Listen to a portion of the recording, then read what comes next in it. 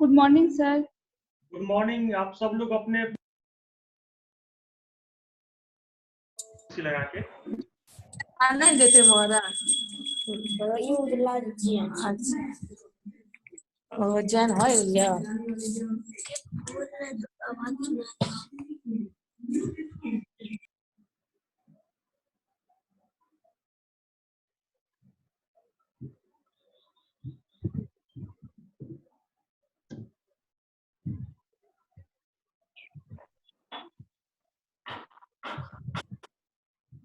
मेरी आवाज पहुंच रही है ना? Yes sir. ओके।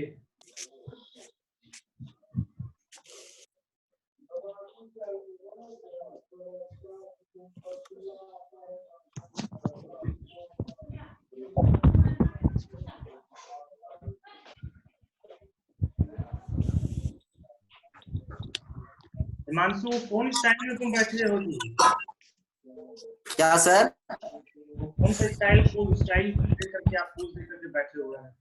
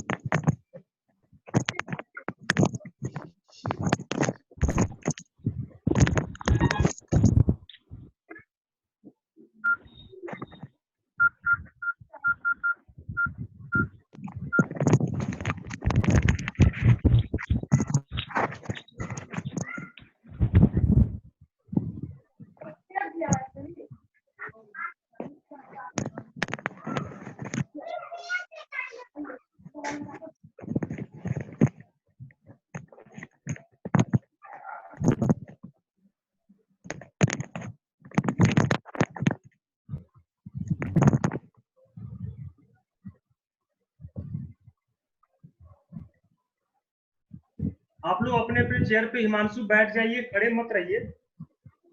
कितना देर खड़े रहेंगे?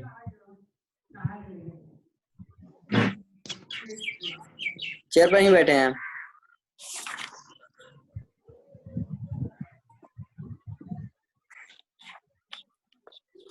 हेलो।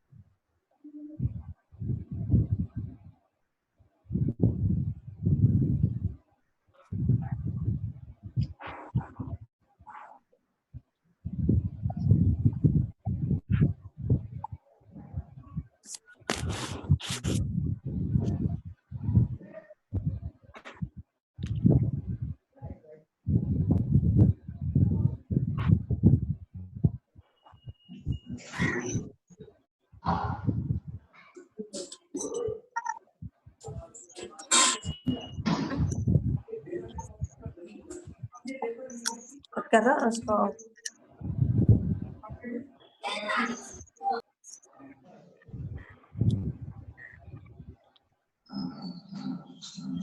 Yes sir.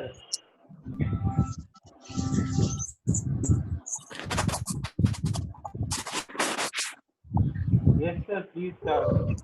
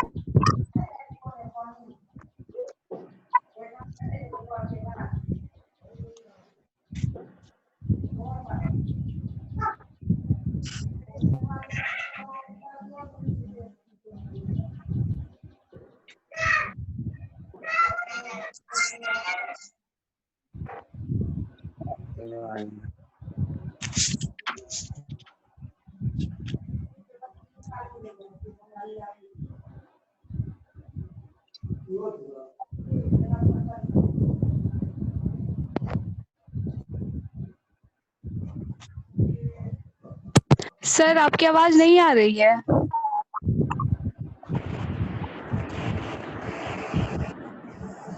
आवाज नहीं आ रही।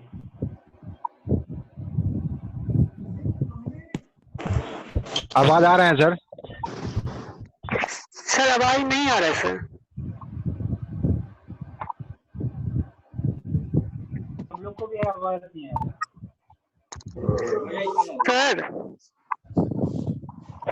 सर साउंड नहीं आ रहा है सर।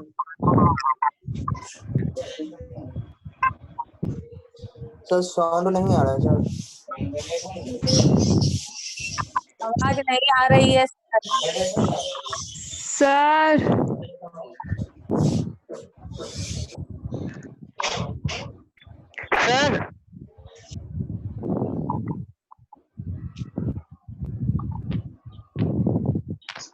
सर आवाज नहीं आ रहा है।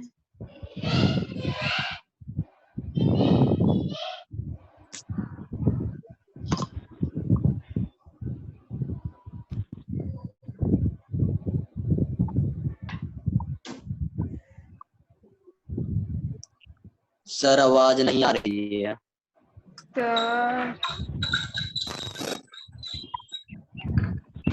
आपको पता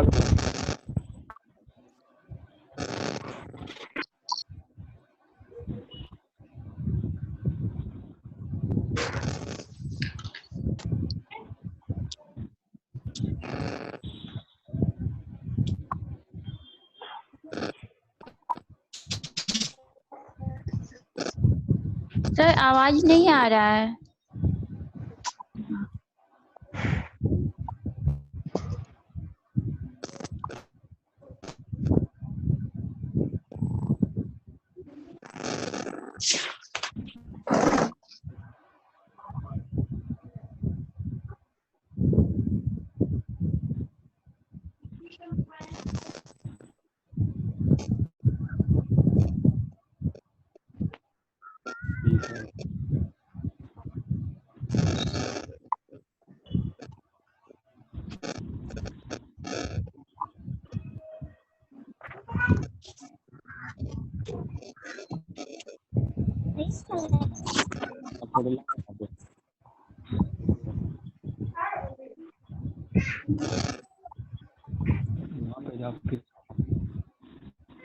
रुको ना, कहाँ आ रही है?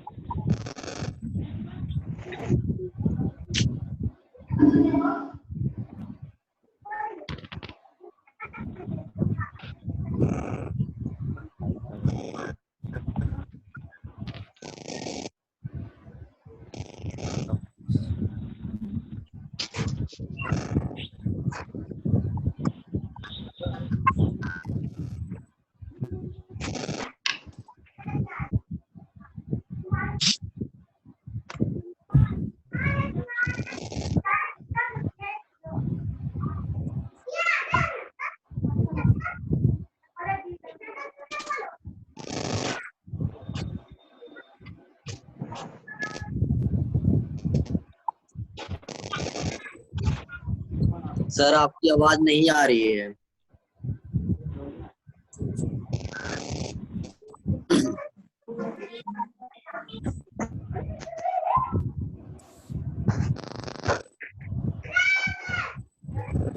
प्लीज सर आपकी आवाज नहीं आ रही है।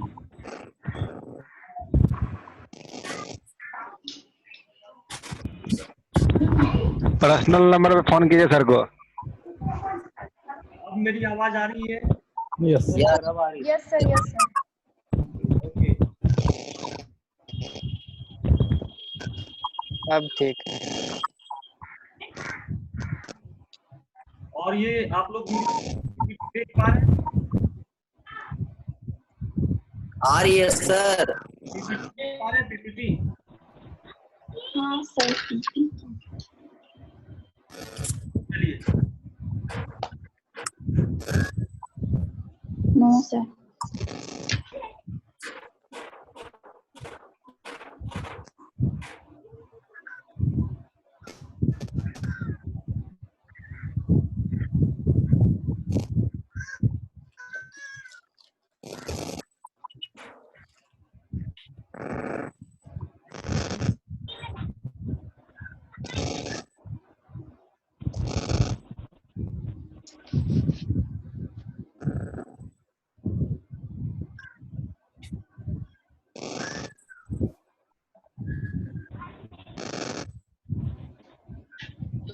बिल्कुल आवाज नहीं आ रही।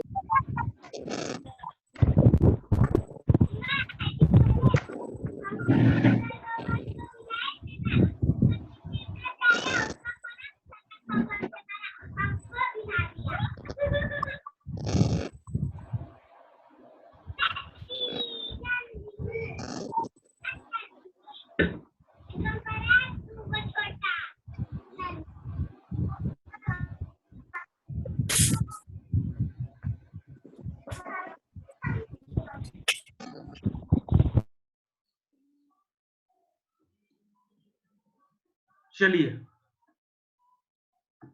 जो भी किसी को कुछ कहना होगा तो मैसेज करेंगे प्राइवेट चैट में आप लोग मैसेज टाइप करेंगे, ठीक है?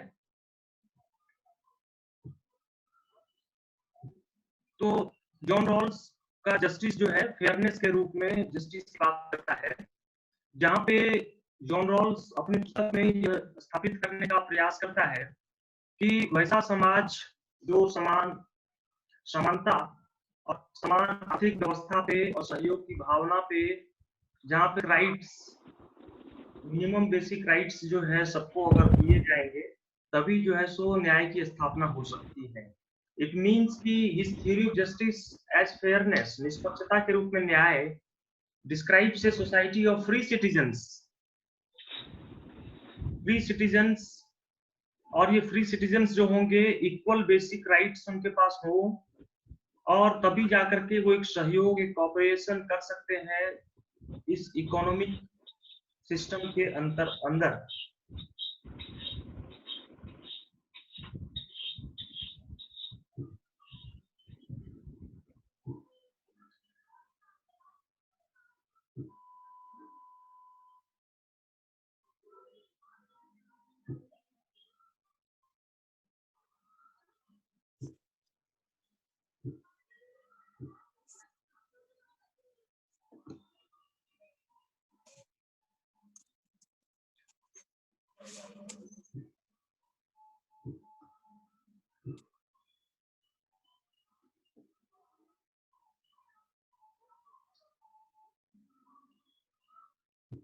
ठीक है, अब दूसरा जो उनका राजनीतिक का जो चिंतन जो विचार है, या जो दूसरी पुस्तक जिनके बारे में भी आपको दिखाया, ये पॉलिटिकल लिबरलिज्म की पुस्तक जो दिखाई दूसरी वाली, इस पुस्तक में वो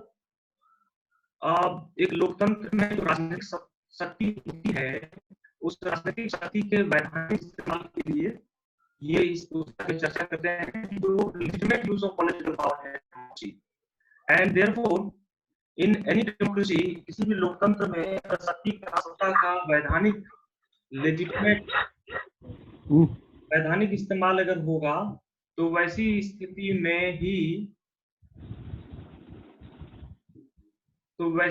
में ही क्या है कि एक न्यायपूर्ण समाज का निर्माण हो सकता है। और जब लोकतंत्र में, किसी भी लोकतांत्रिक समाज में अगर हम संस्थाओं को फ्री छोड़ते हैं, संस्थाएं अगर फ्री होती है, तो वैसी स्थिति में क्या होगा कि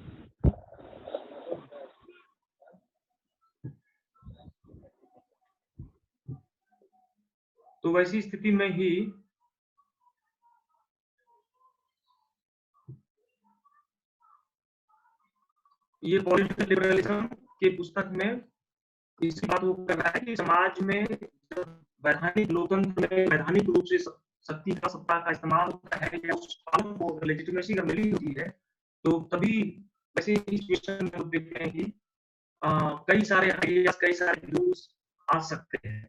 लेकिन लोकतांत्रिक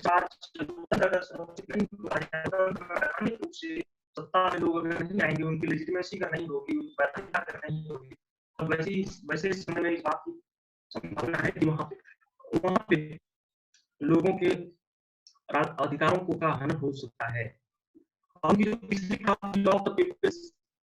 लोगों का कानून, ये बेसिकली उन्होंने इंटरनेशनल रिलेशंस के पर्सपेक्टिव में लिखा है कि एक उदारवादी विदेश नीति, एक ऐसी विदेश नीति जो liberal policy develop is possible in permanently peaceful and tolerant international order, यानी कि एक सही से अंतरराष्ट्रीय व्यवस्था का निर्माण होता है, और अस्थायी रूप से अगर शांति वहां पे अगर उपलब्ध होती है या शांति स्थापित होती है, then only we can create or we can develop in an open society where people will be happy, and then only the idea of justice could be fulfilled.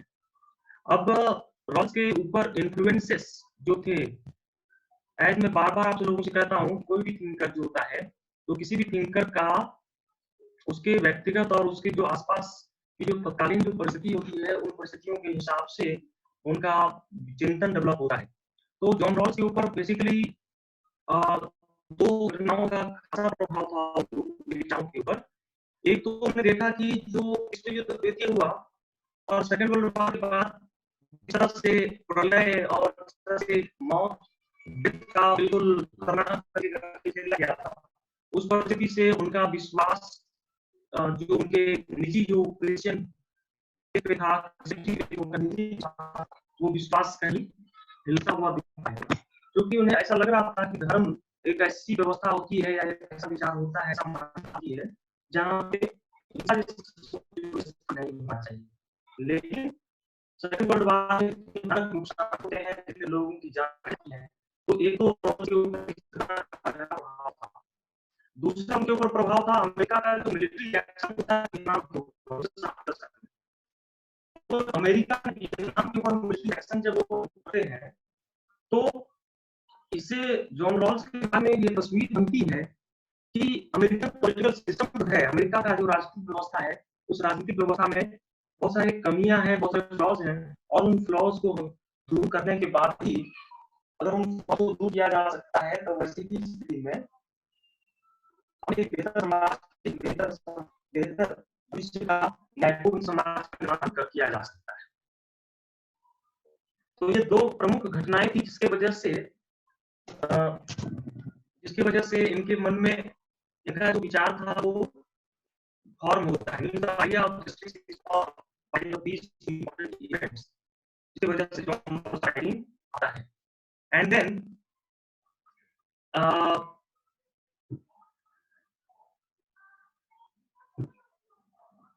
हम लोग देखते हैं कि ये जो थ्योरी ऑफ जस्टिस जो था, ये थ्योरी ऑफ जस्टिस आने के बाद से जैसा मैंने बताया कि सोशल साइंसेस में और पॉलिटिकल साइंस में, चूंकि सेकंड वर्ल्ड वॉर के बाद एक निराशा का एक जो माहौल बना हुआ था एकेडमिक स्टडी में, उस निराशा के माहौल में इम्पैक्ट होता है लोग ये शुरू कर दिए कि चूंकि ये जो पॉलिटिकल थ्योरीज है, राजनीतिक चिंतन है, राजनीतिक सिद्धांत है, राजनीतिक दर्शन है, ये राजनीतिक दर्शन का पॉलिटिकल थ्योरी का डेथ हो गया, इसकी मृत्यु हो चुकी है, क्योंकि इनके विचार, इनका जो आइडिया था, ये सब आइडिया की वजह से हम लोग, आप लोग प्लीज अपने स्पीकर को म्यूट पे रखें, कोई ऑन नहीं करेगा।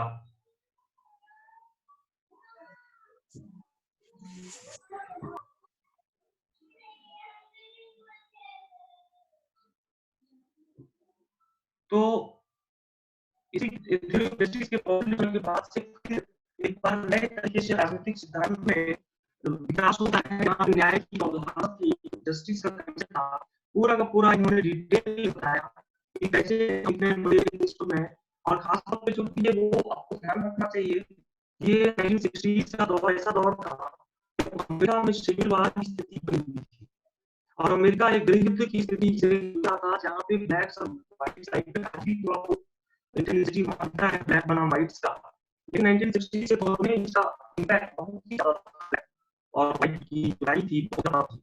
तो ऐसे समय में ये जॉन रॉल्स के लिए भी थोड़ी चुनौतीपूर्ण काम था कि कैसे हम न्याय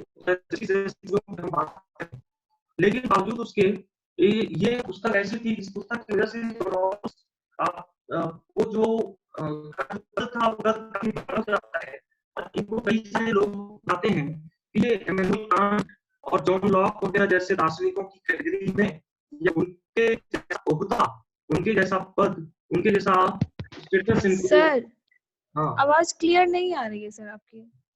आवाज क्लियर नहीं आ रही है? नहीं, पूरा रुक रुक के आ रहा था।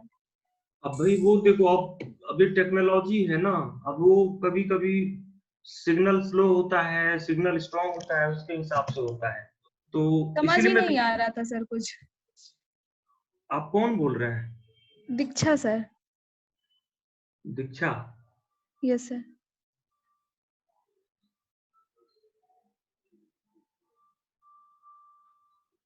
तो वो सिग्नल का हो सकता है, कुछ इशू होगा, बाकी बाकी लोगों को आवाज आ रही है? सर चैट पे बहुत कोई मैसेज कर रहे हैं। नहीं सर, अभी आ रही है आवाज ठीक ठाक, तभी क्लियर नहीं आ रही थी।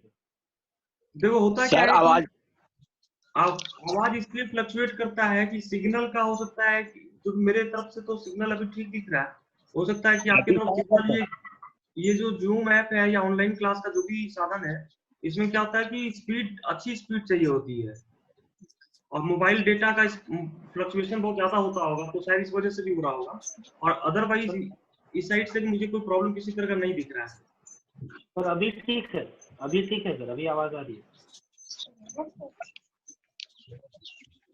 ठीक है, तो जॉन रॉल्स को बहुत ही ध्यान से आप लोग, और पीपीटी में इसलिए बनाया हूँ ताकि पीपीटी आप लोग, हालांकि इंग्लिश में है, हिंदी में पीपीटी नहीं है, बट मैंने जो महत्वपूर्ण जो शब्द हैं, उन शब्दों को मैंने हिंदी में बगल में ब्रैकेट में लिख दिया, ताकि उन शब्दों को पकड़ने की कोशिश करिएगा। जॉन रॉल्स बहुत बड़े दार्शनिक थे, और जॉन रॉल्स से सवाल बहुत ज्यादा पूछा जाता है, जहाँ तक नेट का एग्जाम होगा, सेमेस्टर का भी एग्जाम होगा, नेट का एग्जाम होगा, और अदरवाइज भी जो लोग तैयारी कर रहे होंगे सिविल सर्विसेज की, वहाँ पर जॉन रॉल्स पे हर साल 1-2 सवाल पूछा जाता है, थोड़ा सा इसको सीरियसली सुनेंगे।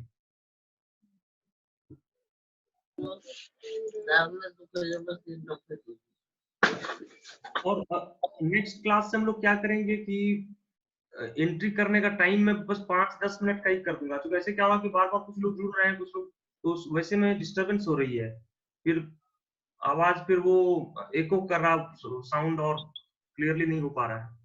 तो नेक्स्ट क्लास में हम लोग क्या करेंगे कि एंट्री के लिए मैं बस 5 या 10 मिनट का ही समय दूंगा, सब लोग जमा जिनको होना होगा हो जाएंगे, जुड़ जाएंगे, देन वी विल स्टार्ट, और उसका किसी को एंट्री नहीं देंगे, तो आगे से आप लोग भी इस बात का ध्यान रखेंगे, ठीक है?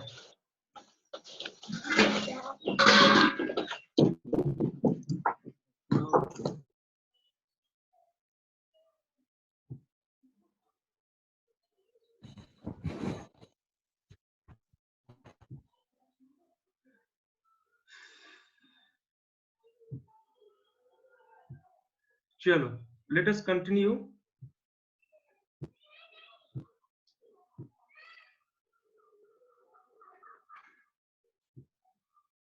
नाउ सामान्यतः इन जनरल हम लोग ये मन में सवाल होता है कि जस्टिस क्या है। जस्टिस एक बड़ा बहुत ही कॉन्सेप्ट है।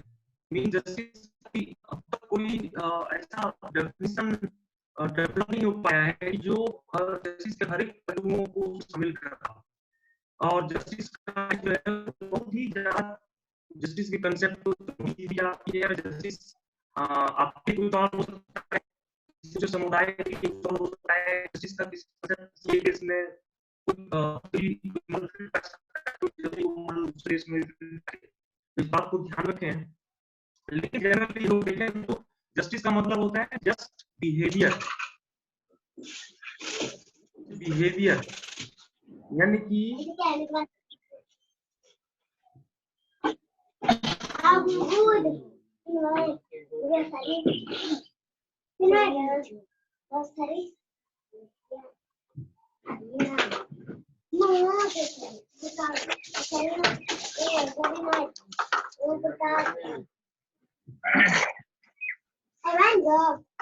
कहाँ से आवाज इनके यहाँ से बहुत लफड़ा है ये तो। हाँ मतलब आप लोग क्लास में बैठे हैं तो आसपास देखिए मैंने रूम पैक किया है ताकि कोई अंदर आ नहीं सकता है। आप थोड़ा सा ध्यान रखिए। और दूसरी बात है कि ये तो पैसा हुआ कि लोग जुड़ रहे हैं, पता चला कि बनिया जुड़ रहे हैं, तो वो सब चीजें नहीं करना है। मिनिमम जो एटिकेट्स है उसको फॉलो करना है। सानू आज कोई सवाल है क्या तुम मन में? जो भी सवाल होगा आखिरी में चर्चा जब खत्म हो जाएगी फिर हम लोग करेंगे, ठीक है? चलो, तो एक तो जस्ट बिहेवियर या ट्रीटमेंट यानी कि ऐसा व्यवहार जो कि मतलब जस्ट हो, बेसिकली टोन इसमें दिखता है। न्याय क्या है?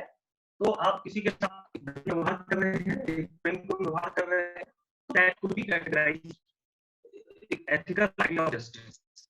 And the second thing is a concern for justice. It means कि अगर आपके मन में लोगों के प्रति एक अच्छी भावना है, लोगों को आप अच्छे तरीके से देखते हैं, अच्छे निगाह से आप लोगों को देखते हो, तो ये कहा जा सकता है कि हाँ ठीक है भाई ये जस्टिस की कैटेगरी में इसको रख सकते हैं।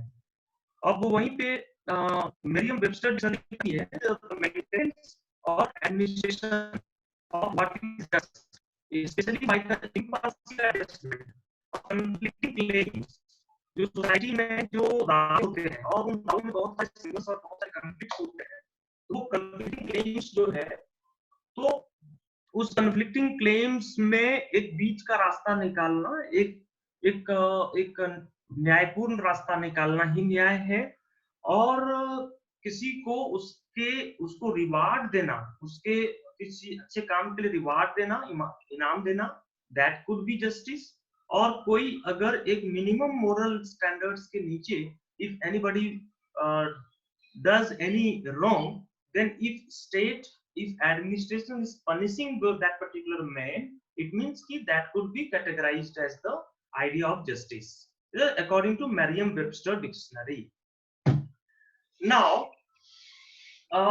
एज हम लोग जानते हैं कि जस्टिस का जो आइडिया है, द आइडिया ऑफ जस्टिस, आप लोग बीए में भी पढ़ा होगा आप लोगों ने, या पॉलिटिकल थ्योरी के पेपर में पढ़ा होगा कि ये बेसिकली नैतिक और राजनीतिक कंसेप्ट है।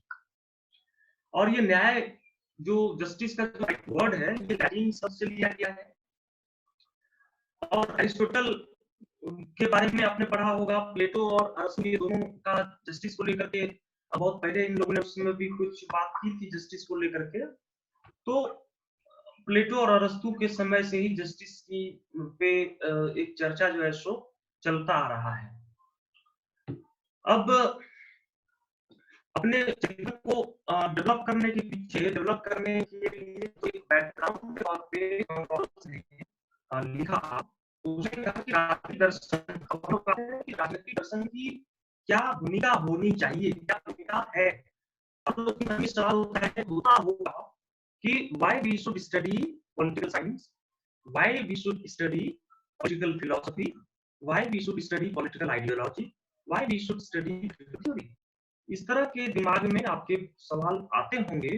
तो अब मैं यहाँ एट अ वेरी आउटसेट आपको क्लियर कर देता हूँ, और जॉन रॉल्स ने भी इस बात को पहले क्लियर कर दिया था कि हॉब्स का जो लेवियाथन था, तो उस हॉब्स के लेवियाथन ने तत्कालीन जो इंग्लैंड इनका पुस्तकें जो पुस्तकों का जो प्रकाशन हुआ,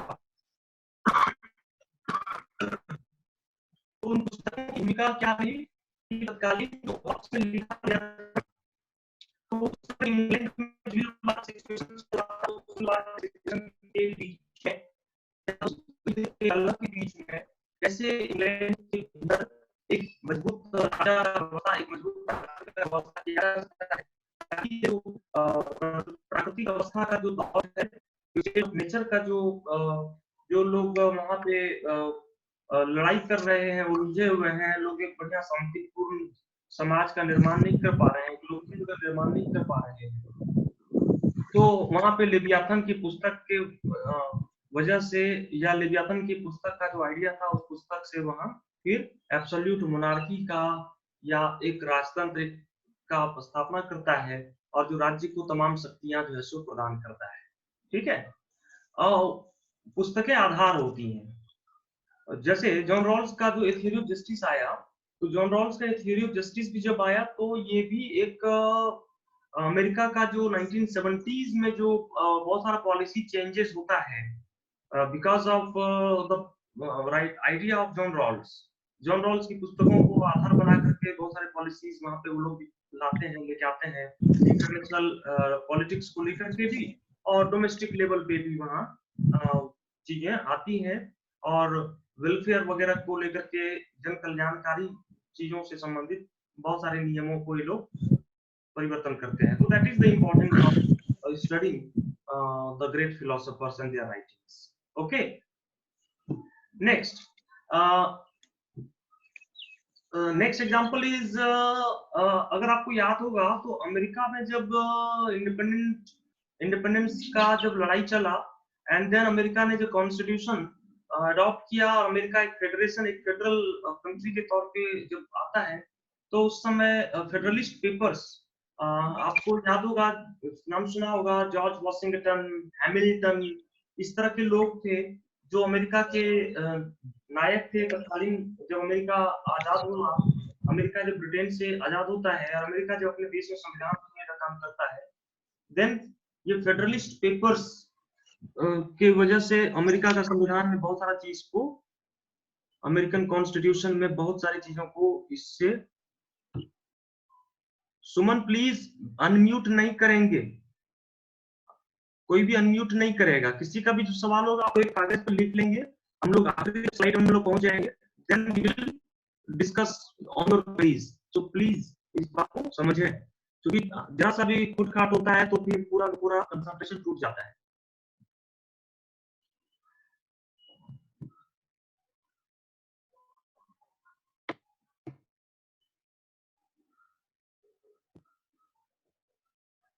सो देन, तो इस तरह से एक तो पहला काम ये होता है कि दार्शनिक, इस तरह के दार्शनिक दर्शन जो कि एक तार्किक सहमति पे मींस बिल्कुल प्रैक्टिकल रहे, उनका वो पता नहीं है कि यूरोपियन और काल्पनिक टाइप की चीजें आप बता रहे हो, जो कि प्रैक्टिकली इम्प्लीमेंट कर पाना मुश्किल हो, तो उसका काम उसका प्रैक्टिस को बचाना है। तो उसने ये है वो कमिंग जनरेशंस के लिए कुछ ऐसी चीजें ना हो, और जो किसी लॉजिक पे, किसी रीजन पे, किसी नहीं है, उस तरह की चीजें तो पॉलिटिकल फिलोसफी का काम है। उसका काम होता है कि जो दुनिया है, जो वर्ल्ड है, वहाँ पे ये फिलोसफी है, वो एक मेडिटेशन की भूमिका वो कर सकता है। बहुत सारे क्लेम्स होते हैं, साधन सिद्ध होता है, संदर्भों पे बहुत सारे लोग उस पर दावा करते हैं। तो जब ये कंफ्लिक्टिंग क्लेम्स जब है, संदर्भों का जब कंफ्लिक्ट हो जाता हो, इन दैट केस फिलोसोफर या फिलोसफी की भूमिका इम्पोर्टेंट हो जाती है कि इसका कुछ आइडिया लेकर के आए, जहाँ पे एक तरह से मध्यस्थता वहां पे की जा सके और उसको समाप्त किया जा सके। तीसरा है कि वास्तविक लोगों के बीच में जाकर आप स्टडी कर रहे हैं। ऐसा नहीं होना चाहिए कोई स्टडी बस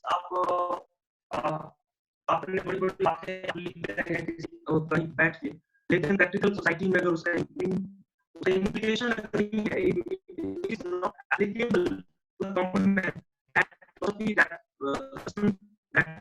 is useless. So this is the third law कि एक practical political possibility की तरफ हम लोग चले, इस पे का जो होता है। And the fourth role of political philosophy is Sulah, again reconciliation। एक reconciliation या सुलह जैसी चीजें वहां पे हो सकती है, because किसी भी आइडिया में बहुत rigidity है, in that case if your idea is very rigid, then you cannot come to a concrete conclusion.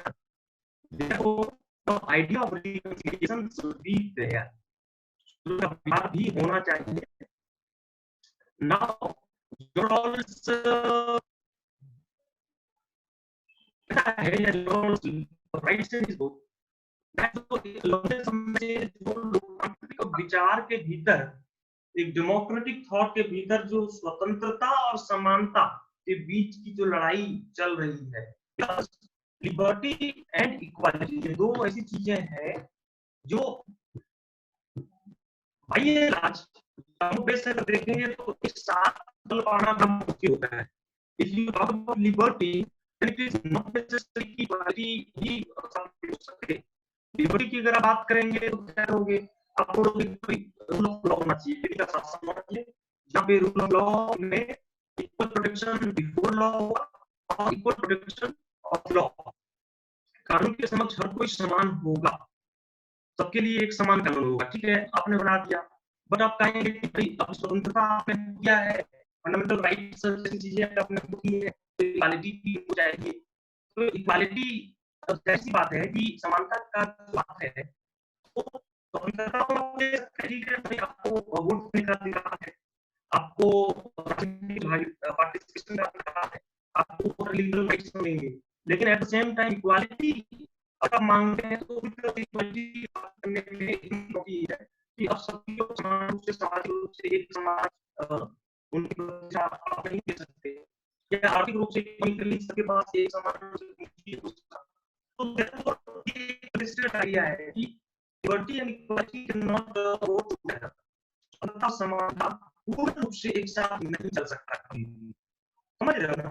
जैसे भारत का संविधान में देखेंगे, इंडियन कॉन्स्टिट्यूशन में क्या है कि लिबर्टी है, इक्वालिटी भी है, संविधान में स्वतंत्रता भी दी गई है और समानता भी दी गई है, लेकिन बावजूद उसके लोग से ज्यादा संपन्न होते हैं, अधिकांश लोग नहीं होगा, और स्टेट ये काम नहीं कर सकता, स्टेट ये काम नहीं कर सकता है कि हर आदमी के पास एक समान रूप से धन संपत्ति हो जाए, या सबके पास एक समान रूप से जमीन हो जाए या प्रॉपर्टी हो जाए, तो इस तरह की चीजें स्टेट रूप से नहीं कर सकता। तो constitutionally liberty is there, equality is there, but substantive level पे हम देंगे तो पूर्ण रूप से वो नहीं कर सकते। तो ये डिबेट है जो रॉल्स इस डिबेट को, तो फिर भी इन्होंने कहा कि हम कुछ हद तक हम इस बात को कोशिश करेंगे, हमने कोशिश किया है कि ये जो लंबे समय से स्वतंत्रता और समानता के बीच का जो ये लड़ाई है उसको कुछ कम कर सके। तो अब क्या है कि ये दूसरे वाले सेंटेंस को पढ़ देंगे, he offers the members of his own society a way of understanding themselves as free and equal citizens। पहली चीज कि समाज के जो सदस्य हैं, उन समाज के सदस्यों में लोगों में ये भावना आना जरूरी है कि सबके सब स्वतंत्र और समान नागरिक हैं, के दायरे में जहाँ पे एक संवैधानिक लोकतंत्र कॉन्स्टिट्यूशनल डेमोक्रेसी होगी और एक अंतर्राष्ट्रीय लेवल पे एक पीसफुल, एक शांतिपूर्ण अंतर्राष्ट्रीय समुदाय की स्थापना होगी, या ऐसा सोसाइटी का होगा।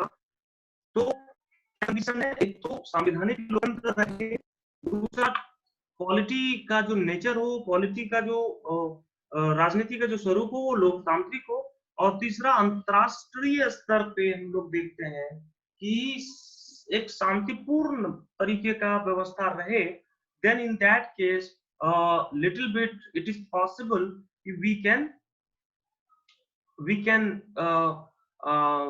move further for the establishment or for the establishment of the idea of justice.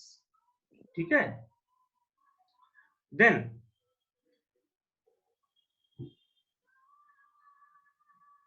अब यहाँ यहाँ पे आप लोग जैसे देखिए कि जो 1971 में आती है ये पुस्तक, तो जॉन रॉल्स का जो न्याय का सिद्धांत है वो डिस्ट्रीब्यूटिव जस्टिस है, और ये वितरणात्मक न्याय जो डिस्ट्रीब्यूटिव जस्टिस है, इसी डिस्ट्रीब्यूटिव जस्टिस, ये वितरणात्मक न्याय में जो खामियां हैं उन खामियों को दूर करने के लिए ही जॉन रॉल्स की पुस्तक प्रयास करती है। अब ये कांट का जो फिलॉसफी है, कांटियन जो फिलॉसफी है, इमैनुअल कांट, तो वो कांट के दर्शन से बहुत ही ज्यादा प्रभावित होता है, इमैनुअल कांट के चिंतन से, और इमैनुअल कांट को ही वो अपने गुरु के तौर पे देखता है।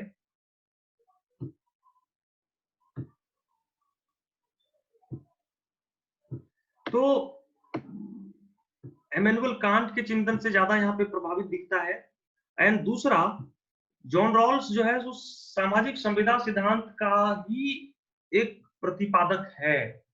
इट मीन्स कि like Hobbes, like John Locke and like J.J. Rousseau, Rawls also believes in the conventional social contract theory, जो कि वो थोड़ा सा वेरिएशन करता है, थोड़ा सा डिफरेंस करता है अपने सोशल कॉन्ट्रैक्ट थ्योरी में, but he is by and large influenced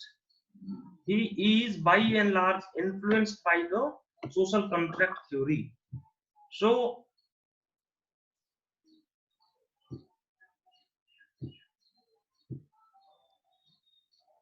social contract theory से वो प्रभावित दिखता है, और इनफैक्ट वो है।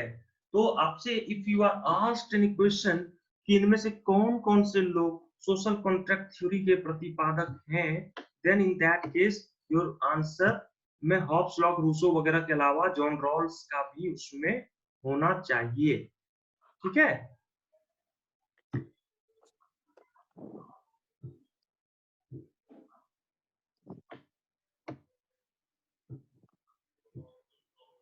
देन इट मीन्स कि ये दोनों कंसेप्ट को, अब कांट की फिलॉसफी पे हम लोग बाद में कभी चर्चा करेंगे, क्योंकि कांट का फिलॉसफी जो है वो बहुत ही, इमैनुअल कांट बहुत, उनका जो आइडिया है इंडिविजुअलिज्म को लेके, लिबरलिज्म को लेकर के, और ये बहुत बड़ा आइडिया है।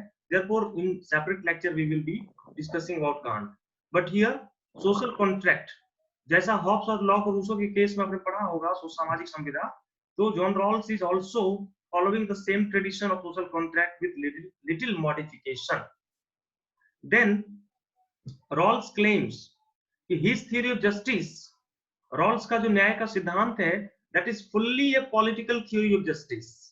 ये पूर्ण रूप से न्याय का राजनीतिक, ये जो कंसेप्ट है पॉलिटिकल थ्योरी ऑफ जस्टिस है। Rawls does not believe in any other dimension of justice. He is rather more concerned with the political theory of justice. Therefore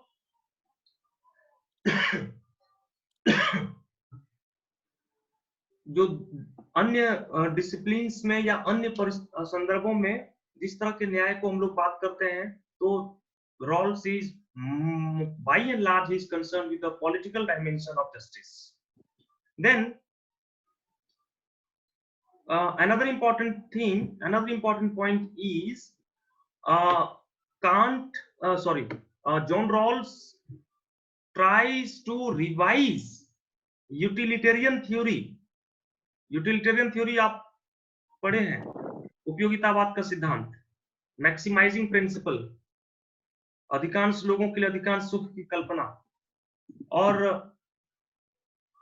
Rawls also uses the उपयोगितावादी सिद्धांत in his writings, but again ध्यान रखेंगे कि ये as उपयोगितावाद के सिद्धांत में भी ये परिवर्तन लेकर के आता है। और उपयोगितावादियों का जो चिंतन था कि वो यूनिवर्सल एक सार्वभौमिक सिद्धांत के तौर पर स्थापित करने का प्रयास करता है, but John Rawls does not universalize his idea because at the very outset मैंने कहा कि Rawls मानता है कि हर समाज, हर देश, हर भूगोल, भौगोलिक परिस्थिति, सबकी सामाजिक परिस्थिति और तमाम परिस्थितियां अलग अलग हो सकती हैं। Therefore एक साइज हर जगह फिट नहीं बैठता है। So Rawls has no universal principle। जब वो न्याय पे चर्चा करता है, थ्योरी ऑफ जस्टिस की बात करता है, तो वो यूनिवर्सल नहीं है। हमेशा इस बात को आप ध्यान रखेंगे। Then moving next,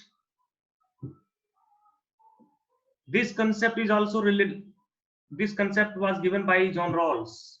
Keep in mind, चिंतनशील संतुलन, reflective equilibrium, reflective equilibrium, Hindi में चिंतनशील संतुलन। और ये चिंतनशील संतुलन जो है एक सामान्य रूप से अगर आप समझें तो ये दिस इज एक mutual adjustment among general principles and particular judgements. एक म्यूचुअल, एक आपसी एडजस्टमेंट करना कुछ सामान्य सिद्धांतों पे, बिकॉज किसी भी आइडियाज पे, किसी भी थ्योरी पे अगर आप एक्सट्रीम लेवल पे जाते हो, then in that case that is very difficult to adjust. दो पोल नॉर्थ एंड साउथ अगर होता है आइडिया में, बिल्कुल एक विचार है जो बिल्कुल नॉर्थ पोल है, दूसरा विचार है जो बिल्कुल साउथ पोल है, in that case adjustment is hardly adjustment can take place. Therefore reflective equilibrium या इन चिंतनशील संतुलन, the idea was propounded by John Rawls in the book a theory of justice. Always remember this point. इस तरह के सवाल आपको पूछे जा सकते हैं कि चिंतनशील संतुलन क्या है, तो it is a sort of mutual adjustment among general principles and particular judgements. और उसके बाद ये फिलॉसफी में, लॉजिक में भी ये नेल्सन गुडमैन, ये बड़े लॉजिक के बड़े ज्ञाता थे। तो बट नेल्सन गुडमैन हमारे पॉलिटिकल साइंस में ज्यादा इनके बारे में चर्चा नहीं करते हैं, therefore वो उतना इम्पोर्टेंट नहीं है। बिकॉज रिफ्लेक्टिव इक्विलिब्रियम का जो कंसेप्ट था, जो टर्म था, दिस इज coined या this was coined by John Rawls. ठीक है, एंड प्लीज जो भी कंफ्यूजन होगा आप लोग नोट कर लेंगे, सो दैट हम लोग आखिरी स्लाइड पहुंचेंगे, देन हम लोग उसको चर्चा कर सकते हैं। Reflective equilibrium was coined by John Rawls and popularized in his A Theory of Justice as a method for arriving at the content of the principles of justice. As a method for arriving at the content of the principles of justice.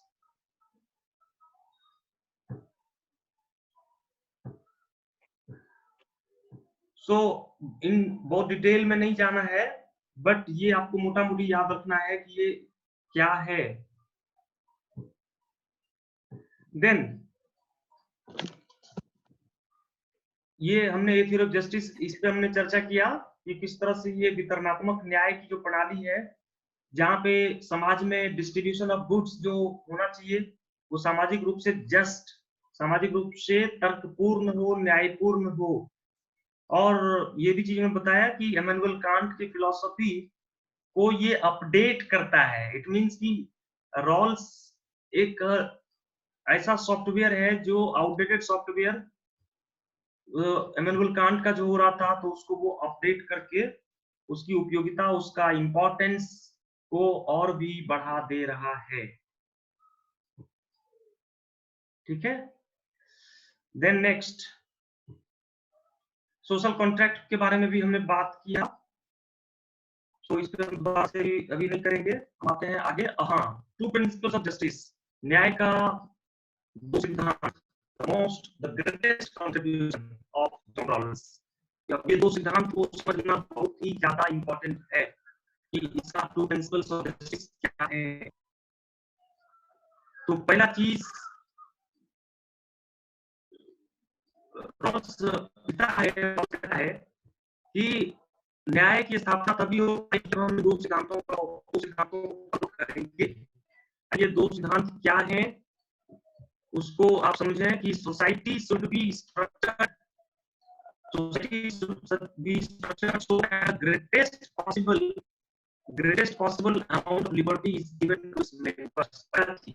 समाज की संरचना को इस तरह से बनानी चाहिए जहाँ पे स्वतंत्रता की मात्रा मैक्सिमम मिल सके। मींस एक ऐसा कॉन्स्टिट्यूशन का निर्माण हो, एक ऐसा डेमोक्रेसी का निर्माण हो जहाँ पे मैक्सिमम जो संभव हो स्वतंत्रता अपने सोचे उन्हें का प्रयास करें। शर्त ये है, ये दूसरा वाला लाइन देखेंगे कि liberty of any one member shall not infringe upon that of any other member. अब स्वतंत्रता इतना ज्यादा बांटिए, इतना ज्यादा स्वतंत्रता कीजिए और वो उसका लिमिटेशन या कंडीशन बस एक होना चाहिए कि एक व्यक्ति की स्वतंत्रता किसी दूसरे व्यक्ति की स्वतंत्रता में बाधक ना बन सके। So this is first principle. पहला सिद्धांत ये है न्याय, पहला तो सिद्धांत ये। अब दूसरा, पहला सिद्धांत इसको बहुत ही ध्यान से आप बल्कि नोट कर लें। क्या हमने बताया कि स्वतंत्रता का डिस्ट्रीब्यूशन या एलोकेशन इस तरह से किया जाए ताकि समाज के अधिकांश लोगों तक स्वतंत्रता का अधिकार हो सके। एग्जाम्पल के तौर पे आपने संविधान में स्वतंत्रता को मूल अधिकार के तौर पे दिया तो वो सभी लोगों तक पहुंचेगा, यानी कि सभी लोगों को एक मिनिमम जो लिबर्टी है that is guaranteed by the Constitution of India. Is that clear? That Constitution तो हर एक आर्टिकल में टर्म एंड कंडीशन है। इस तरीके से जैसे आप कोई प्रोडक्ट परचेज करते हो वैसे टर्म एंड कंडीशन वहां पे लगाया जाता है।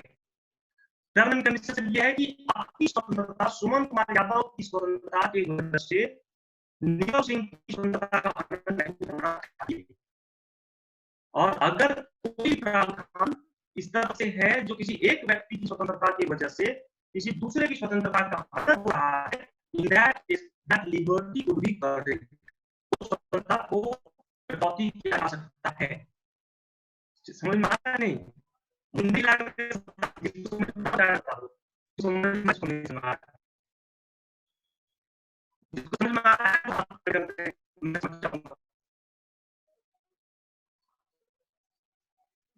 Nobody is getting नहीं। The theory of justice John Rawls बहुत बड़े दार्शनिक हैं और बहुत इम्पोर्टेंट दार्शनिक हैं, not only for political science, philosophy and political economics। तो उसका जो थ्योरी है, थ्योरी को पहला थ्योरी था। अब दूसरा थ्योरी इनइक्वालिटीज, शब्दों पे ध्यान दें। इनइक्वालिटीज, असमानताएं चाहे इधर सोशल और इकोनॉमिक, सामाजिक या आर्थिक असमानता होता है तो या तो समानता होगा या आर्थिक असमानता होगा। ठीक है, दूसरा सिद्धांत है कि इनइक्वालिटीज, असमानता चाहे वो सामाजिक हो या आर्थिक हो, are only to be allowed if the worst off will be better off। थोड़ा सा कॉम्प्लेक्स है, थोड़ा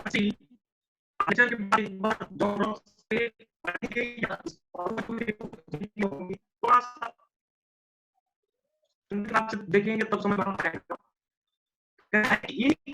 असमानता सामाजिक हो या आर्थिक हो, किया जा सकता है। असमानता को सकते हैं कि जो सबसे वर्स्ट ऑफ कंडीशन में है, इट मींस कि जो सबसे निचले पायदान पे जो है, खराब स्थिति में जो है उसका जो सिचुएशन हो, उसका जो वर्स्ट सिचुएशन है, यदि बिल्कुल है, उसका मिनिमम जो है, मिनिमम उसको डिग्निटी या मिनिमम लाइफ उसको मुहैया जा सके। असमानता तभी तक अलाव है जब वर्ष सबसे गरीब अवस्था में भी जो नागरिक है, जो समुदाय का जो सदस्य है, उसकी स्थिति इतनी बुरी नहीं हो पाए कि वो बिल्कुल जीने के लायक ही ना रहे। इट मीन्स कि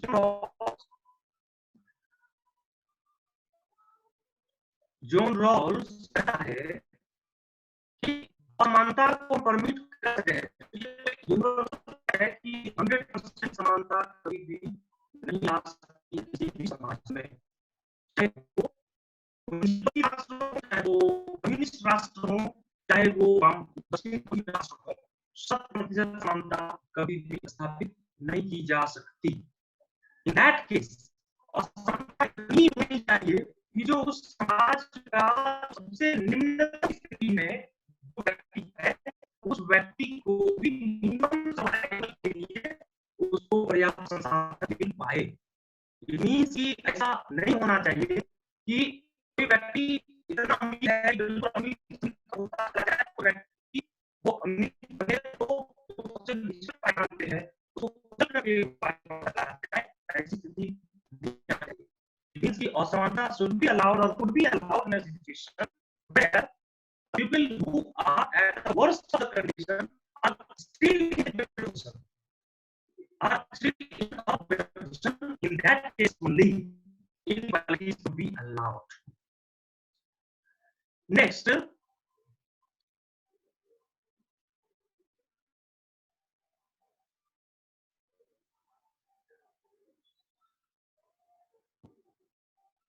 उसको हम लोग इस स्लाइड से और भी देर करने का प्रयास में करूंगा। उसका जो दो प्रिंसिपल है, तो पहला प्रिंसिपल जो हम कर रहे हैं, each person is to have an equal right to the most extensive system of equal basic liberties compatible with a similar system of liberty for all. प्रत्येक व्यक्ति को समान अधिकार होने चाहिए और वो प्रत्येक व्यक्ति को समान अधिकार होना चाहिए, और जो कि स्वतंत्रता का बेसिक जो स्वतंत्रता है, उस स्वतंत्रता के साथ वो समानता कंपैटिबल हो सके। इट मींस कि अपने सिस्टम में ऐसे सॉफ्टवेयर डालने चाहिए कि जो सिस्टम के साथ कंपैटिबल हो सके। इट मींस कि आप समान रूप से अधिकार अगर दे रहे हैं, समान रूप से अधिकार आप दे रहे हैं, इन दैट केस सभी वो चीज सारे समुदाय के तमाम लोगों के लिए और वो स्वतंत्रता के समान स्वतंत्रता के साथ वो कंपैटिबल हो सके। और दूसरी बात है, social and economic inequalities are to be arranged so that they are both. सामाजिक और आर्थिक असमानता इस तरह से उस अरेंजमेंट हो ताकि to the greatest benefit of the least advantage, consistent with the just savings principle.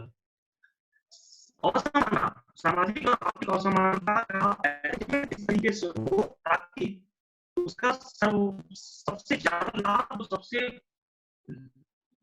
पायदान पे है उस व्यक्ति को सबसे ज्यादा लाभ मिल सके, जिसको प्रिंसिपल के नाम से भी जानते हैं।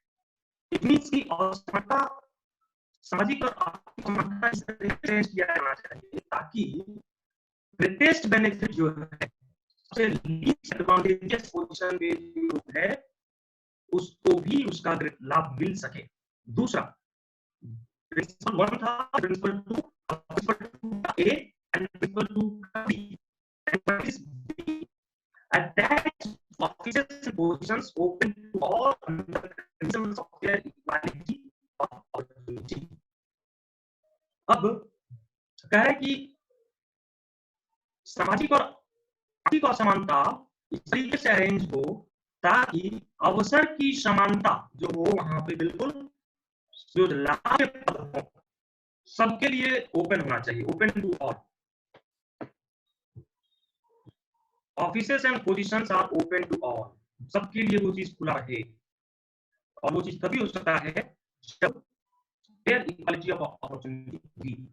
इसको आप लोग इस तरह से समझिए, सपोज की पॉलिसी ऑफ रिजर्वेशन की पॉलिसी अपने इसमें है, तो रिजर्वेशन की पॉलिसी का मतलब ये है कि जो बहुत लंबे समय से सामाजिक रूप से पिछड़ी स्थिति में रह गए उन लोगों के जीवन स्तर को सुधार करने के लिए, मिनिमम लेवल के लिए वो आरक्षण का सिद्धांत क्या क्या हम लोगों ने किया। अब उसके बाद हम रिक्रूटमेंट करते हैं, प्रतिस्पर्धा करते हैं, और उस मुक्त प्रतिस्पर्धा में हम किसी को भी उसके जेंडर के आधार पर नहीं करते, उसके धर्म के आधार पर नहीं करते, उसके भूगोल के आधार पर नहीं करते, या class cast race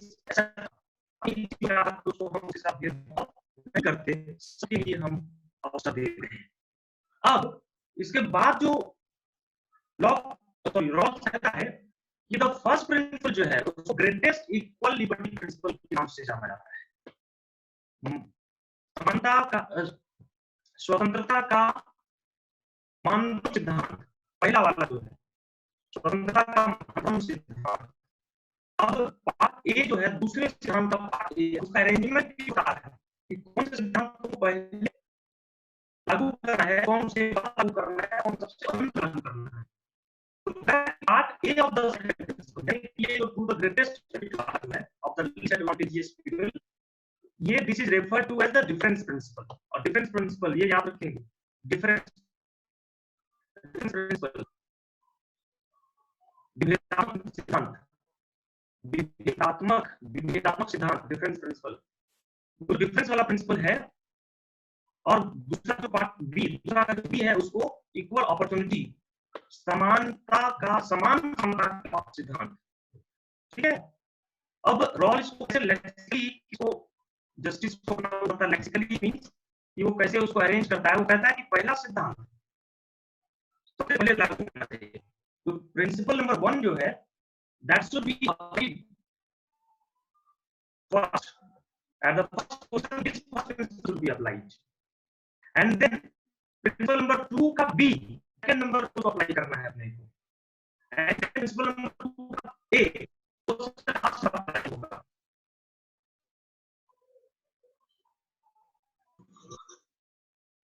principle number 1 सबसे पहले अप्लाई करना है, देन प्रिंसिपल नंबर 2 का बी सेकंड पोजीशन पर अप्लाई करना है, एंड प्रिंसिपल नंबर 2 का ए जो है वो थर्ड नंबर पे उसको अप्लाई करना है।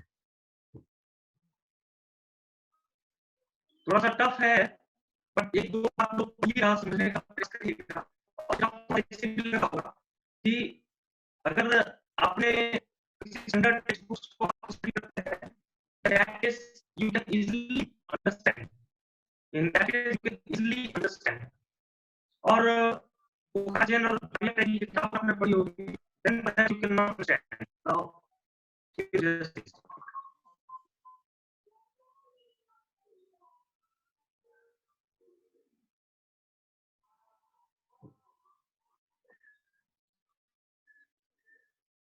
नीरव, अपराजिता, एकता, उत्तम जी सब लोग ध्यान से देखेंगे, ध्यान से सुनेंगे।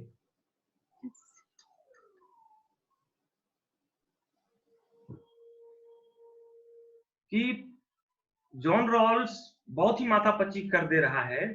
2 सिद्धांत वो नया देता है। 2 सिद्धांत में सिद्धांत है, 2 सिद्धांत कह रहा है कि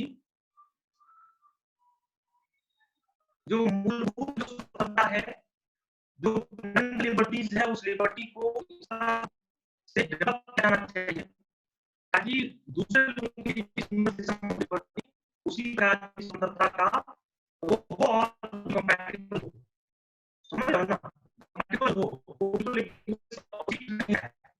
और उसका सामाजिक और आर्थिक असमानता तरीके से अरेंज किया है ताकि प्रिंसिपल में तो बी तो ऑफिसेस पोजीशंस ओपन और जो है लाभ के पद सबके लिए पूरे होने चाहिए, under conditions of अवसर के समान अवसर की समानता जैसे हो ताकि और उस अवसर की समानता के दायरे में लाभ के पद जो है ऑफिस लाभ के पद से क्या समझ रहे हैं आईएएस बनने के लिए आता है, प्रोफेसर बनने के लिए है, बैंक या किसी भी सेक्टर में नौकरी आती है, तो वहां पे सबके लिए समान रूप से अवसर की उपलब्धता हो। अब ये सिद्धांत लागू हुआ एंड देन वो कहता है कि ग्रेटेस्ट बेनिफिट इसको होना चाहिए, लीस्ट एडवांटेजियस पोजीशन पे जो लोग हैं वो ग्रेटेस्ट बेनिफिट उसका मिलना चाहिए। ठीक है, then is important concept of original position, मूल स्थिति, ओरिजिनल पोजीशन मूल स्थिति।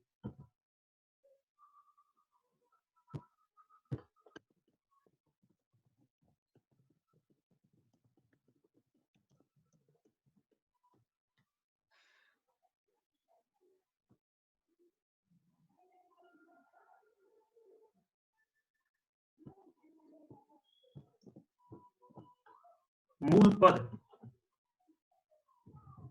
या मूल स्थिति, अगेन इंपॉर्टेंट कंसेप्ट।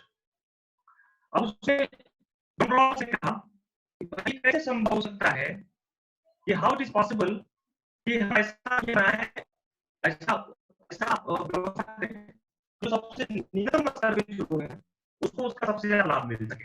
कॉमन सा ये सब बता सकता है। तो रॉल्स कहता है कि भाई डोंट वरी, हमने सिर्फ आपको समस्या का समाधान बताया है, हमने आपको सिर्फ उपाय में हमें सिर्फ आपको क्या करना है वो नहीं बताना, कैसे करना है वो भी बताना। उसका जस्टिस में कह रहा है कि क्या करना है मैं सिर्फ नहीं बताऊंगा कि कैसे करना है। What is to be done, that is not the issue. How it is to be done, that I will focus. And in that way, Rawls talks or Rawls कहता है कि there should be an original position, मूल स्थिति होनी चाहिए।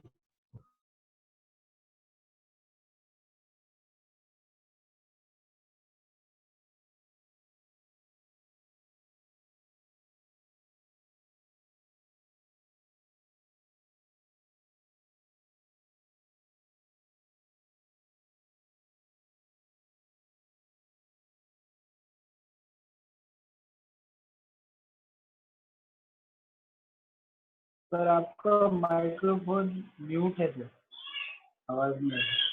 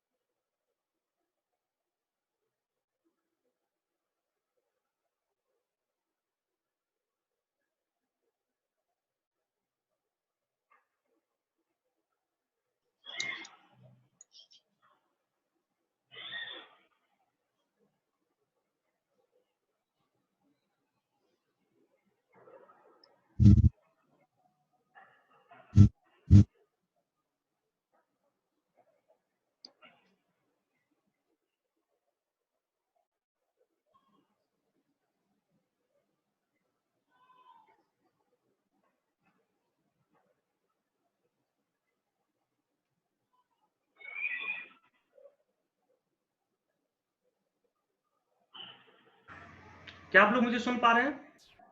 Yes sir. Yes sir. पता नहीं है क्या प्रॉब्लम है भाई, तो समझ नहीं आता है।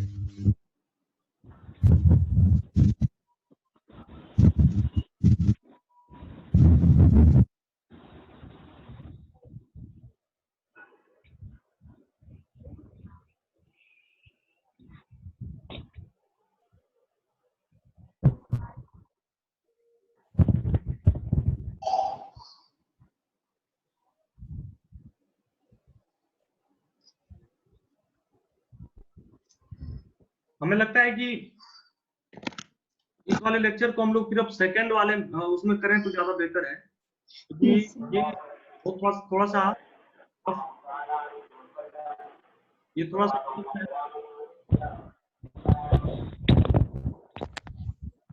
और हम चाहेंगे कि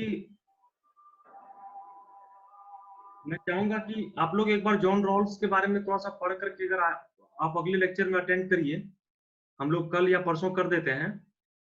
तो जॉन रॉल्स के बारे में आप पढ़ करके अगर आप उपस्थित होंगे तो आपको ज्यादा समझ में आएगा, चीजें समझ में आएंगी। मैं जॉन रॉल्स के ऊपर कुछ भेज भी दूंगा पीडीएफ व्हाट्सएप ग्रुप पे, तो आप लोग उसको ऊपर पढ़ लीजिएगा।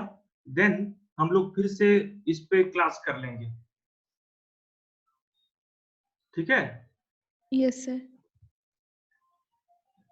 तो जॉन रॉल्स पे आप लोग पढ़ लीजिए, then we will continue this class. Okay, तब तक के Okay, लिए आप लोग लाइक करिए, स्वस्थ रहिए, सुरक्षित रहिए। और किसी के मन में कोई सवाल, और आप लोग व्हाट्सएप पे भी अपने जो भी आपको कहना हो, फीडबैक्स आपका जो भी है, आप लोग व्हाट्सएप पे बोल सकते हैं। आप लोगों की तरह मैं भी थोड़ा सा प्रयास कर रहा हूँ चीजों को वो करने का, लेकिन टेक्नोलॉजी कई बार अपने उसमें नहीं हो रहा है, तो कभी कोई कुछ इस तरह की छोटे-मोटे प्रॉब्लम आ रहे हैं। और अदरवाइज मैं आप लोग के सुझाव, आपके suggestions, feedbacks are most welcome in WhatsApp. Thank you sir. Okay then, sir. फिर मिलते हैं। Bye bye.